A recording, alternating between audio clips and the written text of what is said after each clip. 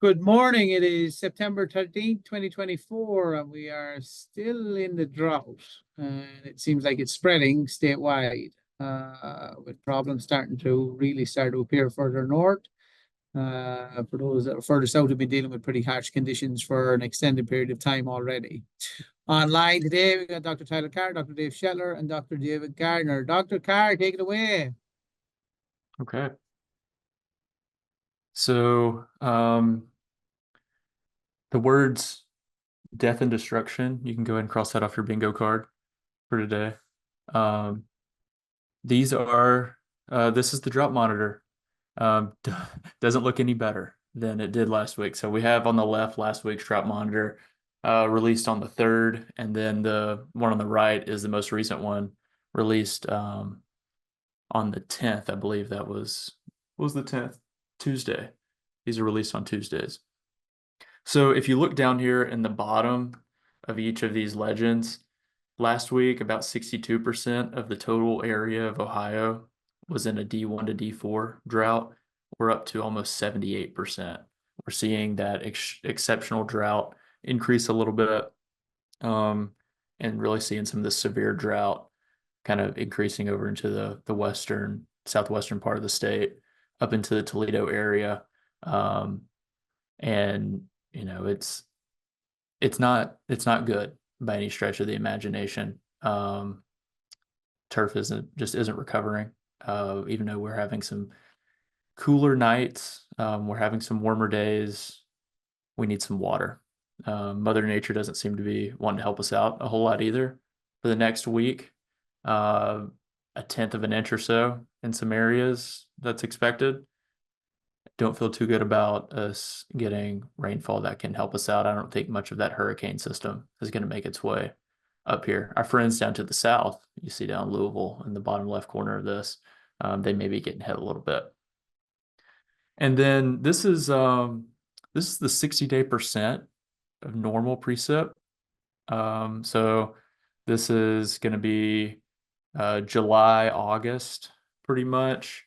So the brown shades indicate a deficit percent of rainfall. So these darker brown areas is 0 to 25% of our normal precip historically, for that time of year. And we're seeing a lot of that. It's a lot of 0 to 50, and then 50 to 75. So a lot of deficits, not much in terms of surplus of rainfall up by the lake. In the Cleveland area seems to be the only place that's been pretty safe this year, which is good for them. So in terms of impacts, we keep saying that we need to pause a lot of our practices that we have right now. I know a lot of people are going out wanting to put out fall fertilization apps, seeding, aerating this time of year. The ground's gonna be pretty dry. It's gonna be hard to make some holes in the ground unless you have irrigation. And so then also with these increased temperatures, you can only stress the turf in these situations. So if we can seed, or if we need to seed, like I've mentioned previously, slit seeding to get that seed into the ground, mulching it with something like a clean straw, or using hydro seeding, something that's going to keep that seed in place until we get rainfall. And then if we get a big gully washer, it won't wash it all over the place. So we've got to be pretty cognizant of that, because if we do get a lot of rainfall with as dry as conditions as we have, there's gonna be a lot of surface runoff immediately before it starts soaking up that water. So hopefully everyone else has better news than I have, but it's the same story, and I look forward to the day that I can get on Turf Team Times and talk about how everything is just great again. Tyler, two things that are happening in my neighborhood. Most of the lawns in my neighborhood have gone dormant, and I did notice that some of the homeowners are out on a weekly basis applying some water, and I think we need to remind people that even though the turf is dormant, yeah, the crowns can die if they don't get a little hydration periodically. Yeah, So it's a good point. And luckily last Friday, much of Columbus and some areas got a good amount of water that could help. I think looking at what we've gotten across the state, with the exception of the southeastern part of the state, I feel like we've gotten enough periodic rainfall to keep most of the crowns alive. okay. Um, Yeah, the other thing that happened, I went over to help my neighbor prune back some of the shrubbery in her yard, and I said, I noticed your lawn's dormant. She says, yeah, my lawn care guy came by this last week and wanted to spray my yard with the fertilizer, and we said, go away, and we've canceled their service. So, it's a cautionary tale to me, to some of the lawn care companies, that some homeowners know exactly what's going on. And you might lose customers if you're doing the wrong thing to those lawns. And to me, a liquid fertilizer application to a dormant lawn is definitely not the right thing to be doing. I don't have a problem with maybe some dry fertilizer that's a slow release that could sit there until some rainfall, but even that may not be the right thing. So I noticed Dave was holding up his hand on that one. So uh, I was going to mention that during my conversation. It depends on the type of fertilizer that you're using. Yes, slow Yeah. release would not be a bad thing because there's a coating on it, but urea is a very common, popular nitrogen source, and volatilization of urea is a real thing. So if you apply it to dry turf, you could lose up to 40% of it over time, potentially before any precipitation is received that would actually result in the nitrogen being used. okay. yeah, and all of those slow release sources require some sort of moisture in order for them to be released.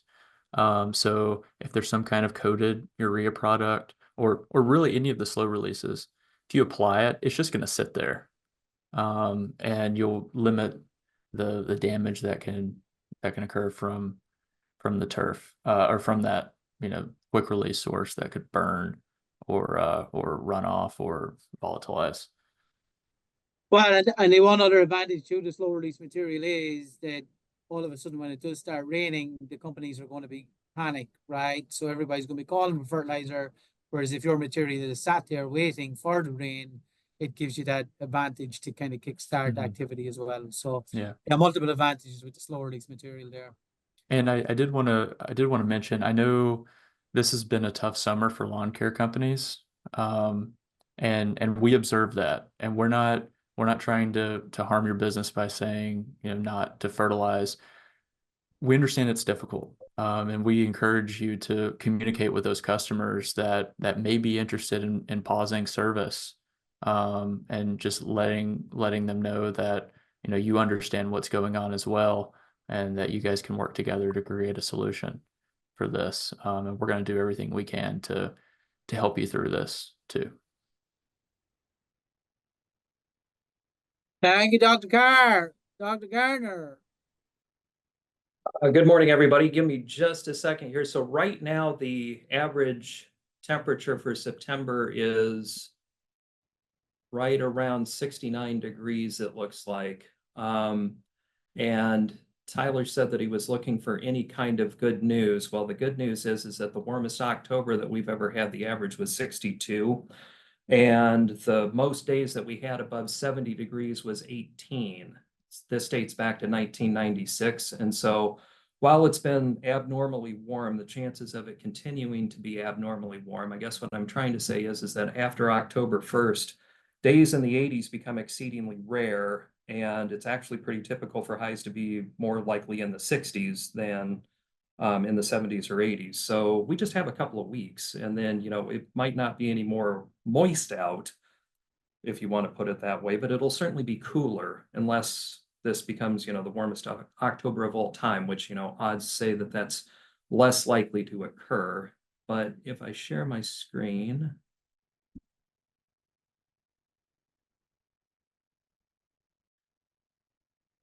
echoing some of Tyler's comments, if you're letting the lawn go dormant just let it go dormant. One of the worst things that you can do is water it until you get a little bit of green growth and then let it go dry again, because when it recovers from the drought, it has to generate all of the new leaf tissue from scratch. And that's at a tremendous expense of the carbohydrate reserves. And so if you irrigate to get it green and then let it dry out again and then irrigate and repeat that cycle, it can be very destructive to the long-term health of the crowns of the plant. So if you're trying to maintain the lawn in a uniform growing condition, try to irrigate in the early morning. And remember what I said about our infiltration capacities of our soils sometimes is a lot less than what the sprinkler delivers. And so be mindful of the idea that if you go out and you run your sprinkler for an hour and your rain gauge says that you put down 1 inch, it might not be that the soil is taking up that entire inch of precipitation, because typically our soils, especially when they're on subsoil in a constructed area, tend to be 1/10 of an inch per hour or less. As far as applying things during drought conditions, so if the lawn has gone dormant, then making a herbicide application, generally that's going to make conditions worse. Now, if it's totally dormant, then the herbicide will probably do no harm. But if it's in that stage where you have some green growth and some tan, a herbicide application is going to be quite phytotoxic in those conditions. And so you want to avoid that. And then to repeat what I said about the fertilizer, if it's a slow release fertilizer, you can make those applications in conditions like this, and it will just sit there until we receive rain, and then that'll solubilize it, release the nutrients, and the grass will be ready to go. If it's just urea, though, the research has shown that you can lose a large amount of urea to volatilization. So that will not just sit there. It will start to volatilize. And in fact, you can lose up to 1/3 or maybe even a little bit more of the urea by weight due to loss to the atmosphere. So you want to be cognizant of that. Now, if the turf is irrigated, any site that has irrigation, then you can proceed with your management practices as normal. But for those that are trying to establish by seed, in a drought, again, you have to be mindful of the irrigation, maintain uniform soil moisture, so you don't have to flood the soil. The seedlings are very small. The roots will be tiny when the grass first germinates. So you don't have to apply so much water that you're keeping the top, 2 feet of the soil soaking wet. At this time of the year, usually 1 round of irrigation sometime in the middle of the afternoon, like 4 o'clock, 5 o'clock in the evening, is usually adequate if the seedlings are mulched. So, like when I do overseeding projects at my house, for example, I'll irrigate when I get home. And that's usually enough that when I go out the next afternoon, the soil is still, right at the cusp of needing a little bit more water. Now, because of the drought and it's a little bit warmer than what we would like for it to be at this time of the year, you might have to do that twice a day. But my point is that you have to keep the soil uniformly moist to promote germination, but you don't need to overdo it with the amount of water that you're applying. Now, one thing that is common when people are irrigating or seeding, and they don't necessarily have automatic irrigation, is that they might try to bring the water in, like in a tanker truck. And so I'm telling you this story because I'm inspired by a real life event that occurred, it's about 10, 15 years ago, where a landscaping firm was attempting to establish 16 acres by seed using a 10,000 gallon water tank. And they thought that that was going to be adequate. But if we run through the math of how much turf you can irrigate to a depth of 1 centimeter, so apply 1 centimeter of water, which is about 4/10 of an inch, using that 10,000 gallon water tank. So 10,000 gallons is about 37,850 liters. Well, it's exactly 37,850 liters, which is 37,850,000 milliliters. Now, the metric system's kind of cool because 1 milliliter of water weighs 1 gram and it occupies a cubic centimeter. So we can do this conversion, okay? So it's 37,850,000 cubic centimeters. And if you want to apply to a depth of 1 centimeter, you just figure out how many square centimeters there are per cubic meter, which is 10,000, and that is 3,785 square meters. Multiply that by 10.764 square feet per square meter, and a 10,000 gallon water tanker is enough to apply to a depth of 1 centimeter over about just under 1 acre. Okay, so the people that thought that they could irrigate 16 acres with a 10,000 gallon water tanker, per day, they thought that that was enough, but 4/10 of an inch divided by 16 is not a lot of water, nowhere near enough. So, I guess what I'm trying to say here is that, establishment projects where you have automated irrigation or it's easy to water with a sprinkler are probably a go. But if you have a situation where you have to remote bring in the water, just be aware that 10,000 gallons of water might not go quite as far as what you think it would.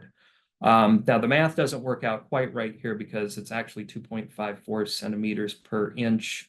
And so I've got a rounding error up at the top, but 0.623 gallons is required per square foot to apply 1 inch of irrigation. So you can use that conversion as well. So if it's a smaller project, you can bring the water in, but if it's a larger project, using this example, it's maybe not a good idea.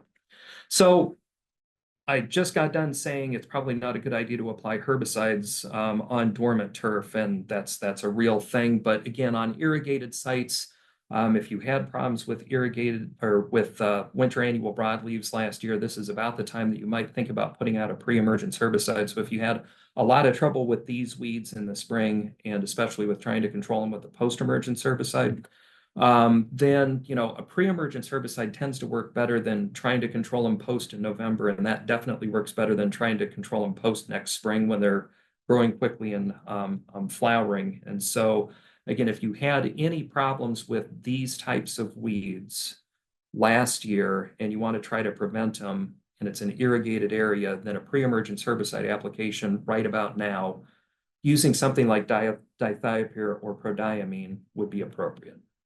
And that's what I have for today.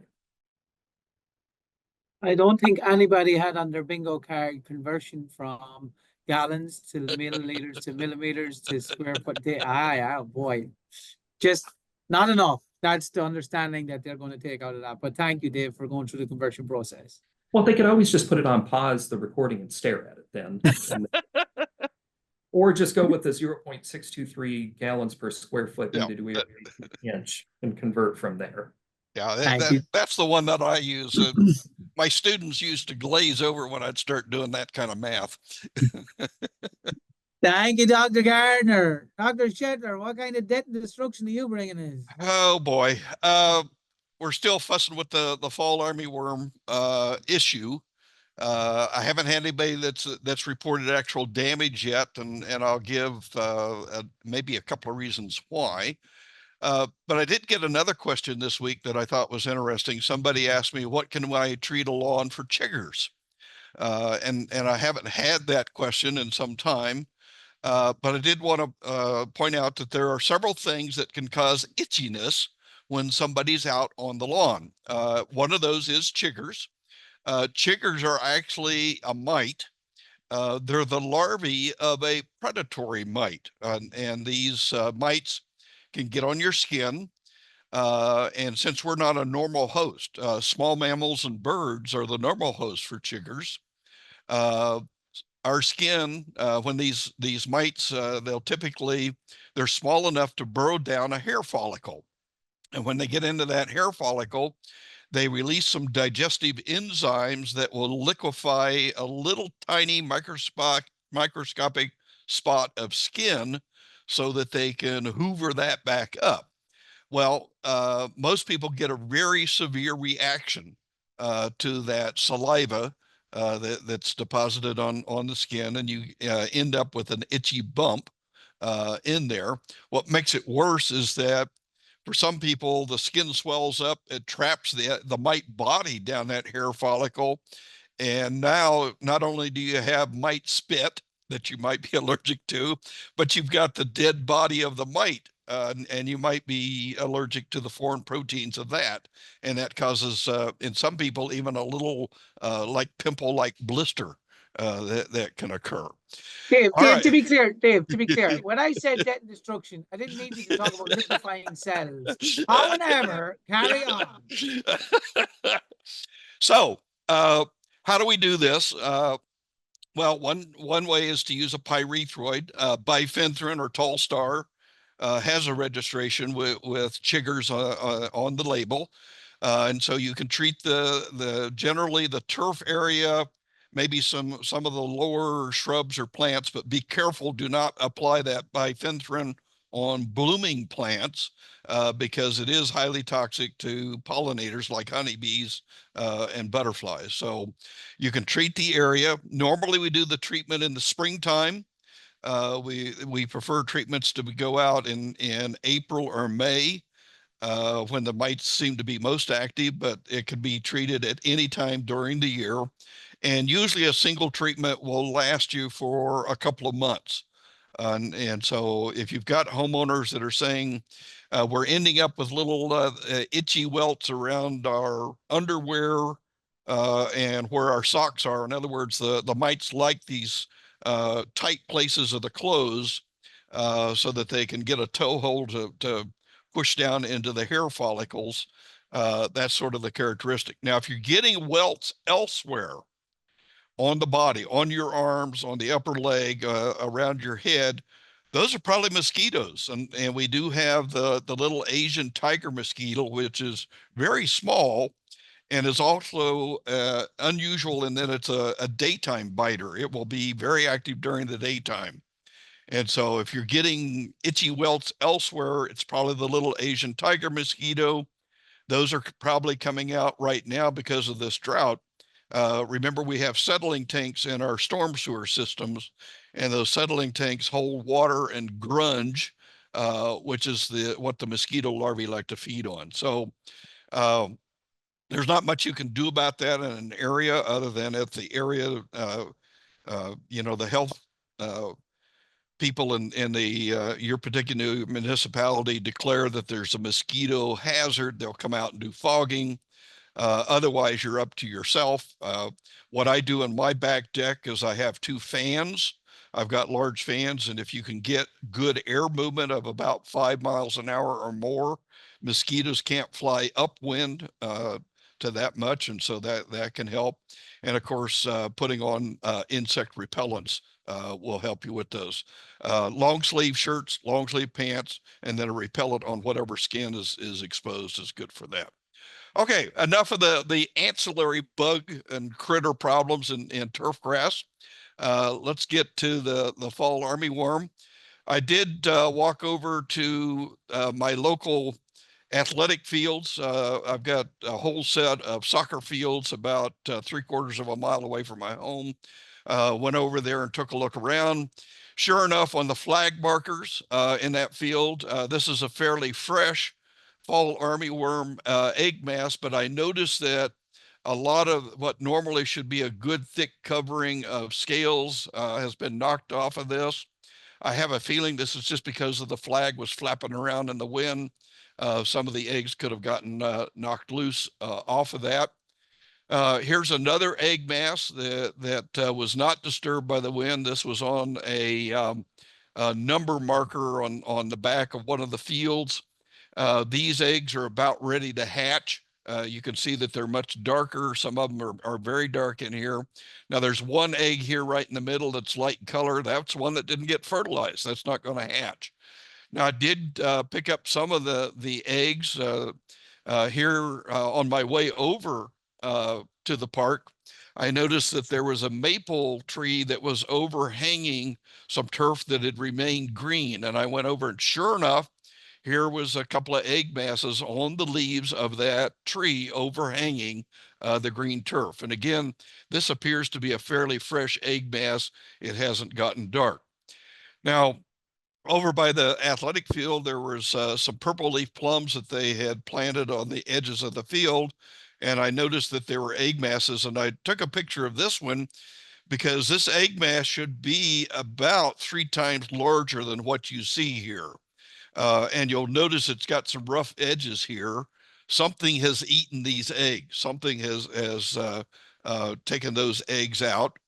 And sure enough, as I was walking around the field, I noticed a lot of yellow jackets that were cruising the trees that were overhanging in the turf, and the flags and the soccer net you know, for the infields there were yellow jackets that were just going up and down and around. Now I wasn't able to get a picture of one landing on an egg mass, but I did get one that had captured a spotted cucumber beetle that had landed on there, and it was chewing it up. And so I think there's a lot of predation going on with the eggs right now of these fall armyworms. I did bring some eggs back, and I've got a little vial that had 2 egg masses in it, and there's probably 150 little tiny first instar larvae in there 2 days later. And so the eggs are viable. They are hatching. But I did check extensively all of the turf grass down below the structures where I was finding egg masses, and I could find no live larvae. Now that doesn't mean there weren't larvae there. The larvae may be in first, second, or third instars, which are no more than maybe 3/8 of an inch in length. So they can be very small, very difficult to spot. But I'm still not, you know, really sure of what our risk is of actually having a late season fall armyworm infestation that will damage our turf. So again, keep your eyes open. Watch out for any turf that might be thinning, and see if you might detect some fall armyworms in those areas. Again, the cheapest way to treat them at this time of the year, if you do get an infestation, number one, water the turf to keep the crowns hydrated. And number two, if you think you need an insecticide, virtually any of the pyrethroids, probably bifenthrin will be the cheapest one, should knock them down and take them out for the rest of the season. Okay, that's all I've got, Ed. Dave, a couple of questions there. I just looking at the weather forecast for Worcester, and I'm assuming that Worcester is going to be, let's say, somewhat cooler than what the forecast is for you guys in Columbus and further south. But our mid-afternoon high temperatures are somewhere in the mid-80s. The lows are kind of mid-50s. So does that help, hinder? Yeah, I think that's a very important thing to say. Even though we're getting these high temperatures, our nighttime conditions are really dropping down. And most of these turf caterpillars become dormant when you get to 50 degrees. So even at 60 degrees, that really slows their development. They go gangbusters when the nighttime temperatures are still up in the 70s, and the daytime temperatures are up in the upper 80s and 90s. But when we drop down close to 60 degrees, they're pretty much just hanging out saying, well, maybe it'll be warmer tomorrow. I'll eat more then. So that is potentially a saving grace then. I think it's a saving grace. One thing that I didn't mention, we did notice that over much of the state, we did get a common armyworm infestation in many of our field crops in June and July. That population of common armyworm allowed for a large population of parasitic flies and parasitic wasps to grow. Those flies and wasps have been hanging out. And the same parasitic flies and wasps will attack fall armyworm. So I think between the predation of things like yellow jackets and the potential for these parasitoids to knock the populations, it could really mediate any real damage that we could experience. Well, I can definitely say that nobody had on their bingo card today extreme minute details on water volumes, cheering on the yellow jackets, and hoping for natural predation to sustain or suppress insect activity. So both Davids and Dr. Carr, thank you so very much. Folks, we will wrap it up at that. We will see you next week. And by look of forecast, it will still be probably dry. So let's see if anything changes. Thank you.